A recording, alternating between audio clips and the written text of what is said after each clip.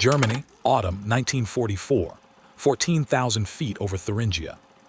A P-51D Mustang holds level formation at 580 miles per hour, indicated when something passes through its airspace so fast the pilot doesn't see it, he feels it. A pressure wave. A sound that doesn't belong to anything propeller-driven. Then he looks right and finds the B-17. It is already burning. The Mi-262 is a silhouette climbing vertically at 870 miles per hour, shrinking into the overcast before any Mustang in the escort can complete a turn. There is no pursuit. There is no intercept. There is only the arithmetic of what just happened, which every P-51 pilot in the 8th Air Force has by now memorized without wanting to. The intelligence briefing the following morning is 12 minutes long. "You can't dogfight a jet," the squadron commander says, setting the after-action report face down on the table.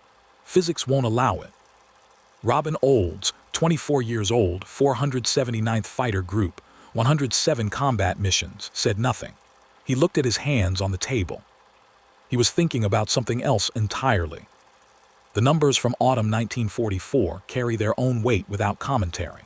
30 B-17s destroyed by Mi-262 attacks during a single operational period, with 0 jet losses to escort fighters at the moment of attack. Time on target for a P-51 attempting a frontal intercept of a Mi-262, 0.3 seconds. Confirmed aerial kills by propeller-driven fighters against the world's first operational jet, near 0. The doctrine was unambiguous. Do not engage in open airspace.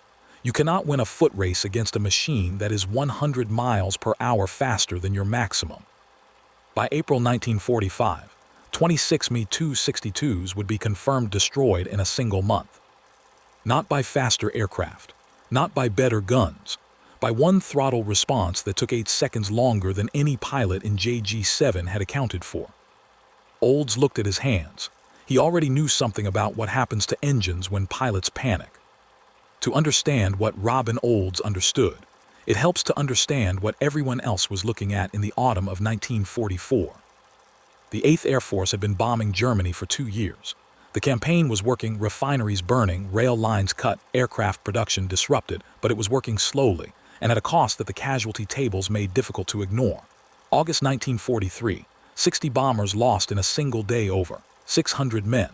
October 1943, 62 more bombers, another deep penetration raid, loss rate exceeding 20% per mission. Bomber crews did the arithmetic in their bunks. 25 missions required to complete a tour. 20% loss rate per mission. Most of them would not finish. The P-51 Mustang had solved the range problem. It could reach Berlin and return, something no escort fighter had managed.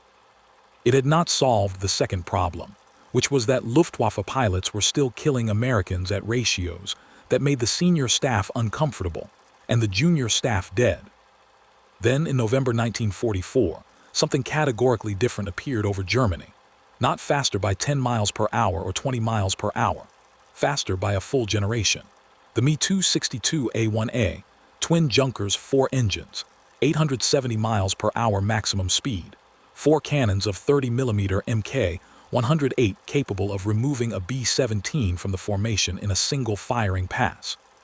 Pilots who encountered it for the first time reported the same thing. By the time they registered the aircraft visually, it was already gone. The 8th Air Force did what military institutions do when confronted with a new problem. They tried the tools they had. Attempt 1. Standard interception in open airspace. A P-51 pilot spotting a Mi-262 would push the throttle to maximum and attempt a pursuit or head-on pass. The closure rate on a direct intercept exceeded 900 miles per hour. At that speed, a P-51 gunner had the Mi-262 in his sights for less than 0.3 seconds, roughly the time it takes to blink and open your eyes. Confirmed kills by this method across the entire operational period of the Mi-262, a number the 8th Air Force intelligence summary described as negligible. Pilots came back with empty ammunition trays and no results. Some did not come back at all, having overextended into German airspace chasing a target that was not catchable. Attempt 2. The escort wall. The theory was geometric. If P-51s flew tight formation around the bomber stream, The Me-262 would be unable to reach the B-17s without fighting through a screen of armed fighters. In practice, the Me-262 did not fight through the screen. It flew through it at 870 miles per hour. A jet moving at that speed through a P-51 formation is inside the screen, among the bombers, and out the other side before a single escort pilot can complete a reaction turn. Over the autumn of 1944, at least 30 B-17s were destroyed by Me-262 firing passes executed directly through established P-51 escort formations. The wall did not stop a machine faster than any fighter assigned to hold it. Attempt 3. Altitude prepositioning. Staff planners reasoned that if P-51s climbed above the Me-262's typical operating altitude beforehand and dove to intercept, they could add gravitational acceleration to their approach speed and narrow the gap. Briefings were conducted. Missions were flown. In November 1944, the 8th Air Force Intelligence Section reviewed the results and formally recommended against the tactic. The Me-262's top speed in level flight already exceeded the P-51's top speed in a full vertical dive under most conditions. The pilot of a Me-262 who spotted the diving Mustang simply turned away. The Mustang could not follow. The recommendation was filed. Do not pursue in open airspace. The conclusion offered no alternative. The intelligence reports from this period contain a detail that did not, at the time, generate much discussion. Buried in the technical section of a November 1944 assessment of captured Me-262 components and prisoner interrogations was a paragraph about the Junkers 4B1. The engine was an engineering achievement. It was also, by the standards of anything that had come before it, slow to respond. Adding throttle from idle to full power required a minimum of 8 seconds under normal conditions. In cold air, at altitude under stress, that figure extended, sometimes to 20 seconds, sometimes beyond. More critically, advancing the throttle too aggressively risked compressor stall, a condition where the airflow through the engine became turbulent, pressure dropped, and combustion became unstable. The result was either a flame-out, engine dead, no restart, or a fire. 4 pilots learned to move the throttle slowly, carefully, with deliberate patience. The engine demanded it. This information sat in a folder. Robin Olds had read everything he could find about the Me-262 since the first one appeared over Germany. He was not yet famous.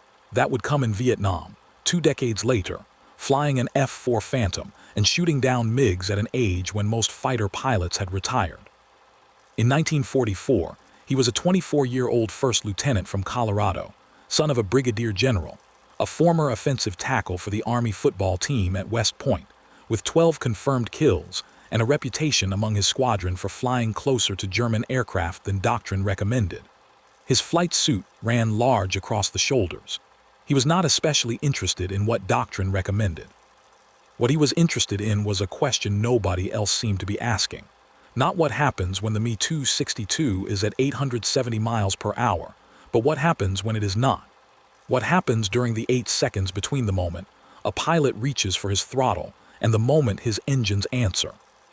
What happens to a machine built to dominate the sky when that machine is moving at 280 miles per hour with flaps down, lined up for landing, engines at near idle, and the pilot's hands are doing 3 things at once? The data was in the folders. Olds already knew what he thought it meant.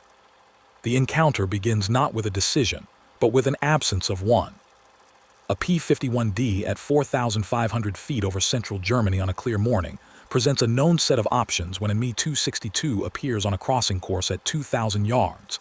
Every pilot in the 8th Air Force had been told what those options were. Break off. Disengage.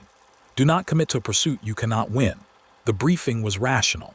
The officers who gave it were not wrong about the physics of a straight chase.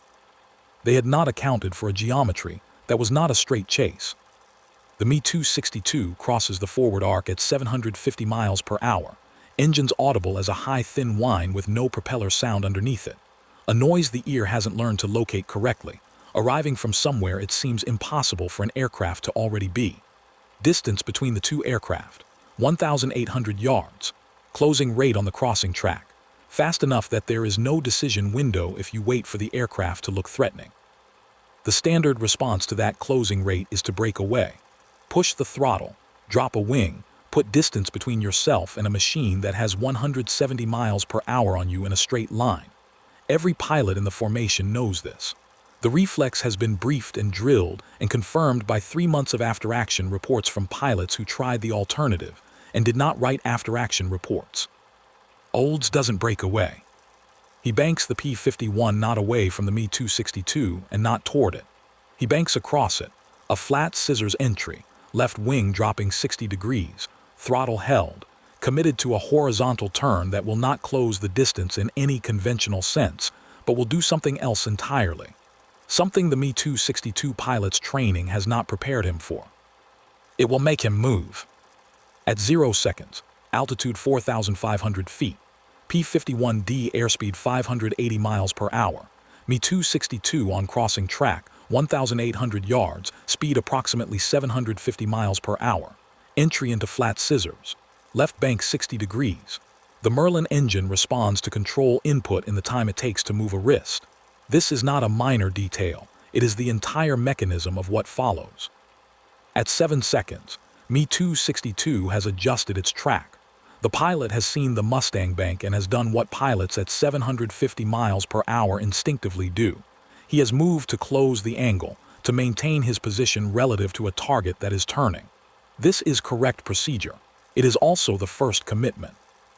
At 15 seconds, P-51 airspeed has dropped to 480 miles per hour. The flat scissors has traded 100 miles per hour of velocity for angular geometry. The Mustang is now not where it was, not moving toward where it was going, and the Me-262's closing vector was calculated for a target that has ceased to exist at those coordinates. The jet is 800 yards out and moving at a speed that cannot be corrected fast enough to account for what just happened. At 22 seconds, overshoot, the Me-262 passes the Mustang's position at approximately 250 yards, left to right, moving at 800 miles per hour. At that closure rate, the jet pilot has the Mustang in his forward arc for less than 1 second. The 30mm cannons require a tracking solution. There is no tracking solution. The Me-262 is past the Mustang before the guns can be pointed at it. The roles have exchanged. The Hunter is now in front. The aircraft behind is the P-51. At 23 seconds, the Me-262 pilot reaches for his throttle. At 31 seconds, the 4 engines begin to respond. 8 seconds from throttle input to meaningful thrust increase, under ideal conditions, with a patient hand and no compressor stress. This is not ideal conditions. The jet is at 800 miles per hour at 4,500 feet, just completed a high G correction. Pilot's hand on the throttle moving with the urgency of a man who knows he is in the wrong position and needs speed. At 34 seconds, P-51D at 6 o'clock, 200 yards, 6.50 caliber M2 Browning machine guns, 800 rounds per minute combined rate of fire. The targeting solution requires holding position for less than 2 seconds. The Me-262 is flying straight, engines not yet at power, airframe momentarily locked in the direction of its last committed turn. Olds fires. At 36 seconds, rounds enter the left engine nacelle. The 4 that was in the process of spooling up receives a different kind of energy input. The compressor section, already stressed by the throttle advance, encounters structural disruption. Fuel line pressure changes. The exhaust temperature spike is visible from 200 yards as a change in the color of the plume, from gray-white to a brief, bright orange. At 42 seconds, the Me-262's left engine is no longer producing thrust. The aircraft yaws left. At 4,500 feet with asymmetric thrust and airspeed still above 700 miles per hour, the pilot has between 4 and 8 seconds to correct before the situation becomes unrecoverable. He does not have 4 seconds. Old's wingman, flying 800 yards to the right and 200 feet above, has watched the entire engagement from the position of a man watching a card trick he cannot follow. He saw the Me-262 on the crossing track. He understood the break. The flat scissors was a recognizable maneuver, if not one he had seen executed against a jet. What he did not understand in the seconds between the entry and the overshoot was what the plan was. Standard doctrine at that moment called for disengagement. The Mustang ahead of him did not disengage. Then the Me-262 was passed, and the P-51 was behind it. and the wingman had approximately 3 seconds to decide whether he was watching an error or a tactic before the guns fired, and the jet started burning. He said nothing on the radio during the engagement. There was nothing useful to say. The geometry resolved itself faster than language. He had his own aircraft to manage. The flat scissors entry that Olds executed at the start of the engagement had changed the formation's energy state. The wingman was now at a different altitude and airspeed than the mission profile, and the Me-262 engagement had drawn both P-51s down to 4,500 feet over territory that was not friendly. He ran a fuel check. He scanned the sky behind them for a second jet. JG-7 did not typically fly alone, and a P-51 slowed to 480 miles per hour by a scissors maneuver at low altitude was a target for any Me-262 that happened to be holding altitude 2 miles above. Nothing was there. The sky held only the smoke trail of the aircraft Olds had just destroyed, already beginning to disperse in the winter air below them. At the debrief that afternoon, he would describe the encounter 3 times, using different words each time, attempting to explain a sequence that made sense in retrospect and looked like a malfunction in real time. His after-action notes used the phrase "executed evasive maneuver" to describe what Olds did at the 22-second mark. It was not an evasive maneuver. It was a trap set by a pilot who had read a November 1944 intelligence report about throttle response times and decided the information was worth more than the doctrine telling him to run. The combat report would not use the words "flat scissors." It would use the phrase "aggressive evasive action followed by successful pursuit." From inside the Me-262 cockpit, the situation presents itself differently. The P-51 on the crossing track is a target, a slow target 580 miles per hour against the jet's 750 with the speed differential that has defined every engagement since November. The Mustang banks left. This is the expected response. A turn, an attempt to gain angle, the instinct of a propeller pilot who has been trained to fight with his nose. The Me-262 pilot adjusts his track to close the angle. Standard. Correct. He has done this before. The Mustang turns away, he follows, he fires. This is how it works. The Mustang's airspeed drops. This is also expected. It is turning bleeding speed in the arc. The angle is closing. He is 800 yards out, moving to 600, the crossing geometry narrowing. Then the Mustang is not where it should be. Not dramatically, not suddenly. The change is subtle enough that for a half second it seems like a tracking error, like his eyes have misread the angular rate. But the P-51's position relative to his nose is wrong. It is behind the angle he calculated. He has committed to a vector for a target that has moved to a position his current velocity cannot correct for. He passes. He knows immediately what has happened: overshoot, the geometry that every pilot learns about and every pilot fears. The moment when your own speed becomes the enemy's greatest weapon. He has passed the Mustang, 250 yards, the cockpit in his left peripheral vision for less than a second, and now it is behind him. He reaches for the throttle, both hands working, left hand advancing power, right hand on the stick beginning a turn. The engines are at cruise, not combat power. The 4 needs time. He knows this.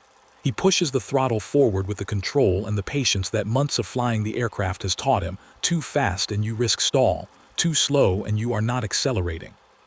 8 seconds, maybe less if the engines are warm and the air is right. He holds his course, turning left to break the P-51's angle, monitoring the throttle, waiting for the thrust increase that will give him the speed to maneuver clear. The turn is correct. The throttle advance is correct. His airspeed is 780 miles per hour and falling as the turn bleeds energy. He checks the mirror. The Mustang is behind him, but he cannot place it exactly. The engines are still spooling. The left nacelle produces a vibration that is not part of any normal operating profile. Not a large vibration, not an alarm. A change in the sound that is distinct enough to be noticed and ambiguous enough that for 1 second, the longest second in the engagement, he is not sure what he is hearing. Then the left engine pressure gauge moves. The G-forces in a flat scissors at 480 miles per hour run approximately 4G sustained. At 4G, the blood in a pilot's body weighs 4 times what it does on the ground. The cardiovascular system is designed for 1 direction of gravity. It is not designed for 4. The vessels in the lower body distend. Pressure drops in the skull. Vision narrows from the periphery inward, the gray edges first, then the tunnel, then, if the load holds long enough, nothing. Olds held 4G for approximately 7 seconds during the scissors entry. He knew the gray margin. He had been there before. The physical line between a maneuver that works and a maneuver that ends with the pilot unconscious in a spinning aircraft is measured in fractions of a second, and in how well a man has learned to read his own vision. The technique, tensing the legs and abdomen, forcing blood back toward the chest, buys time. Not much. Enough. His right hand did not shake after the landing. The after-action notes do not record this because nobody wrote it down. The debriefing officer asked about the engagement geometry and the firing solution and the condition of the aircraft on recovery. These were the relevant questions. The answer to all of them was satisfactory. The mathematics of what the engagement represented operates at a different scale than one aircraft. Each Me-262A-1A that remained operational carried 4 Mk-108 cannons. A single Mk-108 firing pass on a B-17 formation, one pass, one aircraft, 3 seconds of trigger time, was sufficient to destroy a heavy bomber. Each B carried 10 men. The 26 Me-262s confirmed destroyed in April 1945, by tactics derived from what Olds and pilots like him had been practicing since late 1944, represent a number the arithmetic handles without sentiment. 26 aircraft removed from operations before they could fly those passes, each one no longer in the sky above a B-17 formation. Each one no longer executing the 0.3-second intercept that escort fighters could not answer. The 8th Air Force did not calculate it this way in any document available from that period.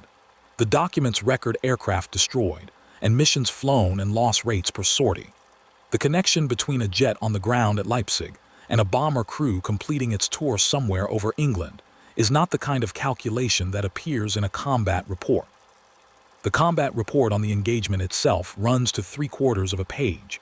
It records aircraft type, engagement time, altitude, firing distance, observed result.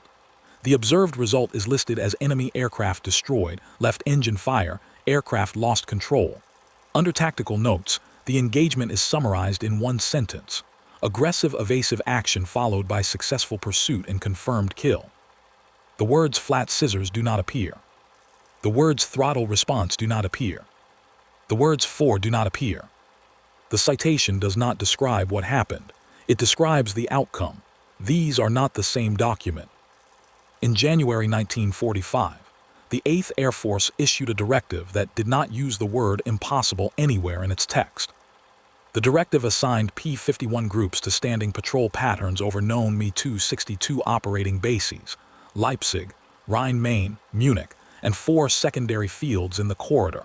The operational logic was stated plainly. The Me-262 was not vulnerable in open airspace.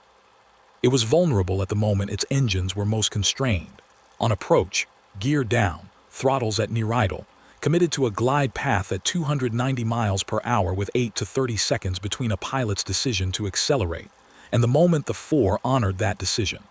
The directive did not cite a specific engagement or a specific pilot. It cited a pattern across multiple after-action reports from late 1944, a pattern that had been visible in the data for 2 months before anyone wrote it into operational orders. Patterns have a way of appearing obvious after someone names them. The shift in results was not gradual. December 1944 confirmed Me-262 aerial kills by Allied fighters across all theaters, a number the historical record places in the single digits. January through April 1945, with the airdrome patrol tactic in effect and the scissors and overshoot method being shared informally between squadrons. 26 confirmed Me-262 kills in April alone, the highest monthly total of the war. The jet that had operated for 3 months as a machine with no tactical answer had not become slower. Its engines had not changed. The 4 throttle response in April 1945 was identical to the 4 throttle response in November 1944. What changed was that Allied pilots stopped asking how to be faster than the Me-262 and started asking what the Me-262 could not do.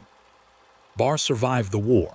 220 confirmed kills across all aircraft types, 16 of them in the Me-262, the highest jet kill total of any Luftwaffe pilot. In post-war interviews, Barr described the Me-262 in terms that carried a precision his opponents would have recognized. The aircraft was dominant when it held the initiative, when it was fast, high, and already committed to an attack vector. When it lost the initiative, when it was slow or caught in a configuration it could not rapidly exit, the Four's throttle response became not a technical footnote, but the operational fact the entire engagement turned on. He said the landing approach was where they died. He said pilots knew this and flew patterns anyway, because there was no other way to land the aircraft. He said the Allied tactic of waiting near the airfields was the correct answer to the correct question, which was not how to outrun the jet, but where the jet could not run at all. The lesson moved forward through time the way military lessons do, slowly, incompletely, and with more fidelity than the institutions transmitting them usually acknowledged. Korea, 1950.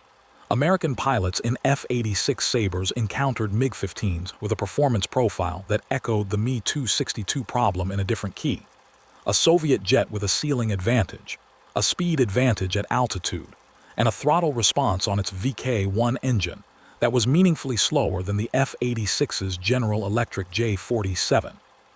Colonel John Boyd flew 22 combat missions in Korea and did not shoot down a MiG. What he did instead was watch. He watched the engagements that worked and the engagements that didn't, and he came back and began building a framework for what he had observed, a theory about decision cycles, about the gap between the moment a pilot perceives a situation and the moment his aircraft responds to his answer. He called it the OODA loop: observe, orient, decide, act. The pilot who could move through that cycle faster than his opponent did not need to be faster in the air. He needed to be faster in the space between recognition and response. Boyd had put into formal language what Olds had understood by instinct over Germany in 1944, that the Four's 8-second throttle lag was not an engineering flaw in isolation. It was a gap in the Me-262 pilot's decision cycle that a P-51 pilot with a flat scissors and a willingness to hold 4G could climb inside. The F-22 Raptor entered service with the United States Air Force in 2005. Its and Whitney F-119 engines produce thrust vector response times measured in fractions of a second. The aircraft can point its nose independent of its flight path, can redirect thrust while the airframe is still moving in the original direction. The engineers at Martin who built this capability were solving a problem that had been identified 60 years earlier over central Germany, that the gap between pilot intention and engine response is the space where engagements are lost. The F-22 was designed so that gap does not exist. The Four made it unavoidable. The design philosophy that produced the F-119 is a direct institutional memory of what happens when it is. The Me-262 that Robin Olds engaged over Thuringia does not exist in any museum. The aircraft number is not in the historical record with certainty.